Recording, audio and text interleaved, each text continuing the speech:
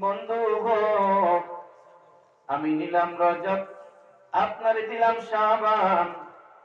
এবার বোঝা যায় আপনার মনটা বড় বুঝি, আপনার মনটা বুঝি খারাপ। আমি আল্লাহ সব কিছু বুঝি, মন খারাপ কইরেন না। কারণ আপনার উম্মতের জন্য আমি আল্লাহ এর থেকে বড় বাজার আমি আল্লাহ রেখে দিয়েছি। আমার আল্লাহ তখন বলে, বন্ধু গো, আমি আল্লাহ নিলাম রজব, আর আপনার দিলাম শাবান। আর আপনার গুনাহগার উম্মতের জন্য সব থেকে বড় বাজার আপনার গুনাহগার উম্মতের আমি আল্লাহ দিয়ে দিলাম মাহে রমাদান।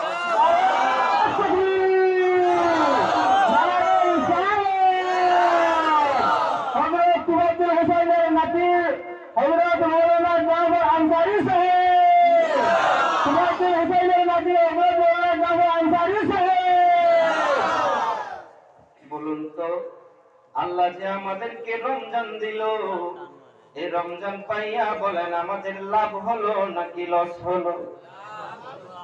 রমজান মাস এমন মাস, এই রমজান মাসে কেউ যদি কোনো বান্দা যদি চেষ্টা করে, এই রমজান মাসে যদি আল্লাহকে ডাকার মতো ডাকতে পারে, রাসূল বলেছেন এই রমজান মাস এক মাসের ভিতরে বান্দার সমস্ত জীবনের গুনাহগুলো আল্লাহ মাফ করে দিবে। এটা এমন একটা সুযোগ, এমন একটা গুরুত্বপূর্ণ মাস। তাও আবার এই মাসের মধ্যে আল্লাহ এমন একটা রাত্রি দিয়েছে, এই রাত্রিটা পাওয়ার জন্য সকল নবী রাসূলের আল্লাহর কাছে দরখাস্ত জানাই।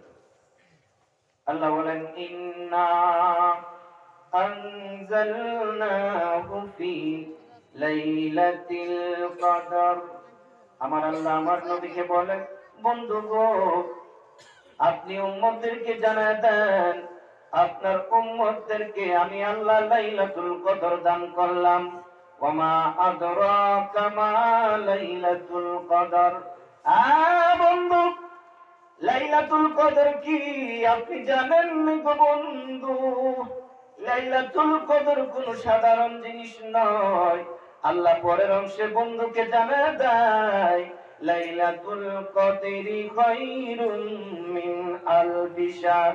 বন্ধু গো, লাইলাতুল কদর হলো এমন রাত, এক রাত্রে বান্দা যদি ইবাদত করে, এক রাত্রের বিনিময়ে 1000 মাসের থেকে বেশি আমলনামা তার আমলনামায় লেখা হবে।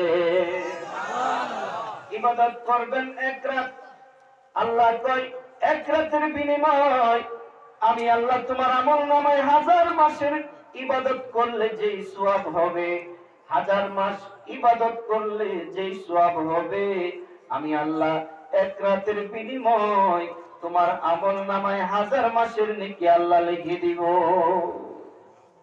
এই লাইলাতুল কদর আল্লাহ যেন আমাদের সকলকে নসিব করে, সকলে বলুন আমিন। রাসূল একটা দোয়া করতেন যখন রজব মাস আসতেন, আল্লাহর হাবিব আমাদেরকে এই দোয়াটা শিখিয়ে দিয়েছেন। তিনি বলেন, যখন রজব মাস আসবে তখন তোমরা বেশি বেশি করে এই দোয়াটা পড়বে, আল্লাহুম্মা বারিক লানা ফি রজব ওয়া শাবান ওয়া বাল্লিগনা রমাদান। এটার অর্থ হলো, আল্লাহ আপনি আমাকে রজব এবং শাবান মাসের বরকত দান করেন এবং রমজান পর্যন্ত আমার হায়াতকে আপনি দীর্ঘ করেন। সুবহানাল্লাহ পড়েন। আমরা আল্লাহর কাছে চাইতে চাই কি চাই কিনা? আল্লাহ যেন আমাদেরকে রমজান পর্যন্ত হায়াত দান করেন, সকলে বলুন আমিন। আমরা যে নবীর উম্মত হয়েছি, এই নবী কখনো নিজের জন্য চিন্তা করতেন না, সব সময় উম্মতের জন্য চিন্তা করতেন। আল্লাহর হাবিবকে আল্লাহ যখন এই বাজেট দিলেন যে আমি তোমার উম্মতকে রমজান দিলাম, তখন আমার নবীর মনটা একটু খুশি হয়েছিল।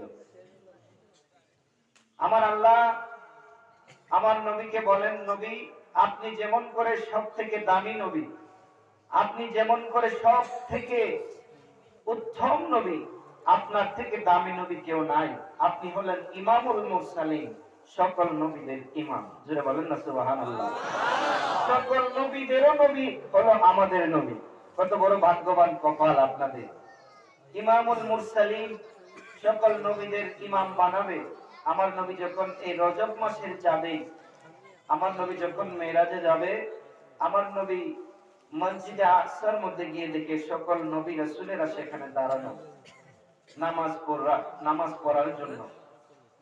আমার নবী তখন কয়, জিবরাইল, এত নবী রাসূলেরা এখানে কি করতেছে?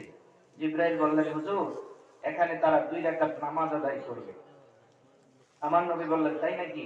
তাহলে আজকে নামাজের ইমামতি কে করবে? জিবরাইল বলেন, হুজুর, আল্লাহর পক্ষ থেকে আজকে বাজার, আল্লাহর পক্ষ থেকে আজকে অর্ডার হয়েছে, আপনি নবীজি, আপনি সকল নবী রাসূলদের ইমামতি আপনি করবেন।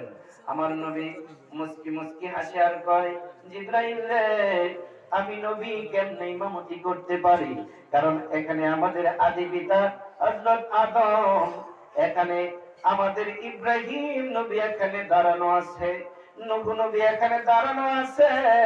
আমি নবী কিভাবে এত মুরব্বী নবীদের সামনে ইমামতি করতে পারি? জিবরাইল তখন ডাক দেয়, হুজুর, আজকে যত বড় নবী রাসূলেরা এখানে থাকুক না কেন, সকল নবী রাসূলদের থেকে আল্লাহ আজকে আপনার মর্যাদা আল্লাহ বাড়াইয়া দিয়েছে। আমার নবীর সামনে দাঁড়ায়, আমার নবীর সামনে দাঁড়ালে আমার নবীর পিছনে দাঁড়াইয়া সকল নবী রাসূলেরা সেই দিন 2 রাকাত নামাজ আদায় করেছে। এর থেকে আমার নবীর উপাধি হয়ে গেল ইমামুল মুরসালিন, সকল নবী রাসূলদের ইমাম, সকল নবী রাসূলদের নবী, সকল নবী রাসূলদেরকে আমার আল্লাহ বার্তা পাঠাইয়া জানাইয়া দিতেন, আমার বন্ধুর দেখা যদি পাও, আমার বন্ধুর দেখা পাইলে তার হাতে তোমাদেরকে ঈমান আনতে হবে। সকল নবী রাসূলেরা যদিও নবীর সাক্ষাৎ পায় নাই, এরপরও আল্লাহ জানাইয়া দিতেন, বন্ধু গো, আপনি যদি কোন নবী রাসূলের সাথে সাক্ষাৎ হয়, অন্য নবী রাসূলেরা তাদের দিন ছেড়ে আপনার উপরে তাদের ঈমান আনতে হবে। কারণ আমার নবী হলেন সকল নবীদেরও নবী। আমার নবীর উপরে আল্লাহ আর কোন নবীর মর্যাদা দান করেন নাই। আল্লাহ বলেন, যেমন করে সর্বশ্রেষ্ঠ নবী, এই নবীর উম্মতদেরকেও আমি আল্লাহ দামি করলাম। আল্লাহ কুরআন শরীফের মধ্যে আয়াত নাযিল করে আমার আল্লাহ বলেন, কুনতুম খায়রা উম্মাতিন উখরিজাত লিন-নাস। আমার আল্লাহ আপনাদের জন্য কত সুন্দর ভাষায় আপনাদের জন্য আল্লাহ আয়াত নাযিল করে। আমার আল্লাহ কয়, আমার বন্ধু যেমন করে দামি, আমার বন্ধুর উম্মত আমি আল্লাহ বাদ দিব না। আমার বন্ধুর উম্মত যেমন আমার নবী সেমন করে দামি, আমার উম্মত, এই নবীর উম্মতদেরকেও আমি আল্লাহ দামি বানায়া দিলাম। বলেন সুবহানাল্লাহ। এর বিস্তারিত ব্যাখ্যা তাফসিরে যদি পাওয়া যায়, তাফসির খুঁজলে পাওয়া যায় যে আল্লাহ আমাদের নবীকেও দামি বানাইছেন, এই নবীর উম্মতদেরকেও আল্লাহ দামি বানাইছেন। জোরে বলেন না সুবহানাল্লাহ। আমার নবী বলতেন, সাহাবীরা, আমি নবী যদিও পৃথিবীতে সবার পরে আসছি, তোমরা উম্মত হয়েও সকল উম্মতের পরে আসছো, কিন্তু আল্লাহর পক্ষ থেকে বাজেট হলো আমি নবী এবং আমার উম্মত যতক্ষণ পর্যন্ত জান্নাতে প্রবেশ না করবে, ততক্ষণ পর্যন্ত কোন নবী রাসূল জান্নাতে প্রবেশ করতে পারবে না। জোরে বলেন না সুবহানাল্লাহ। আপনারা আইছেন দুনিয়াতে সবার পরে। নূহ আলাইহিস সালাম চলে গেছে, ইব্রাহিম আলাইহিস সালাম চলে গেছে, ঈসা আলাইহিস সালাম চলে গেছে, সকল নবী রাসূল চলে গেছে। এরপরে আপনাদের সিরিয়াল, আপনারা সবার পরে আসছেন, কিন্তু আল্লাহ বলে এই নবী উম্মত সবার পরে আসলেও তারা জান্নাতে যাবে সবার আগে। জোরে বলেন না সুবহানাল্লাহ।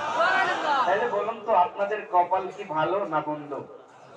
এই নবীর উম্মত হতে পেরে আপনাদের কপাল কি ভালো না মন্দ?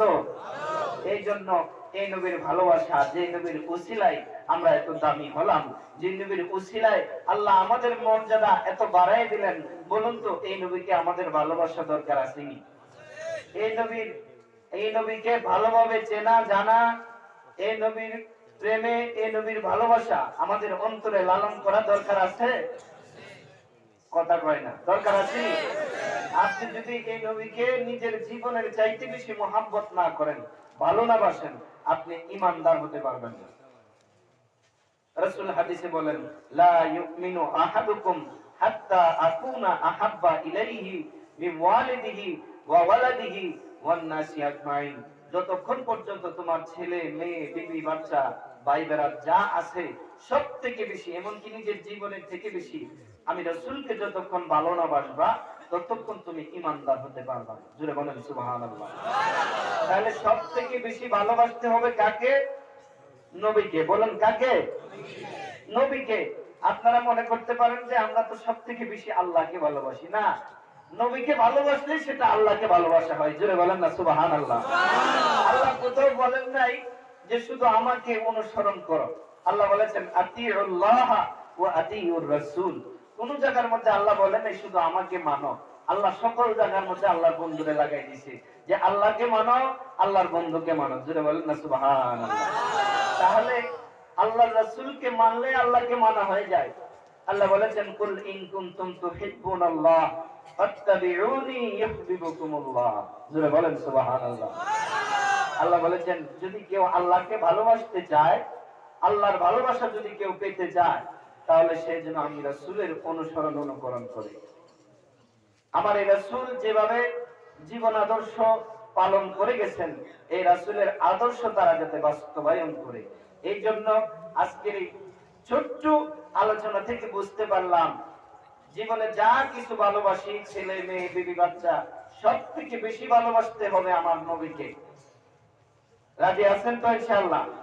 এই নবীকে যদি ভালো বেশি না বাসেন, নবীর চাইতে যদি বেশি সন্তানকে ভালোবাসেন, নবীর চাইতে বেশি যদি আপনার স্ত্রীকে ভালোবাসেন, আপনি ঈমানদার না। রাসূল হাদিসে বলে। এজন্য সব থেকে বেশি আমার নবীকে ভালোবাসতে হবে। যেমন করে সাহাবায়ে কেরাম আমার নবীকে ভালোবেসে তারা জীবন উৎসর্গ করতেন। আমার নবীর জন্য যদি জীবন দেওয়ার প্রয়োজন হতো, 1 মিনিট তারা চিন্তা করত না। আমার নবীর প্রত্যেকটা সাহাবী আমার নবীকে তাদের জীবনের চাইতে বেশি ভালোবাসতেন।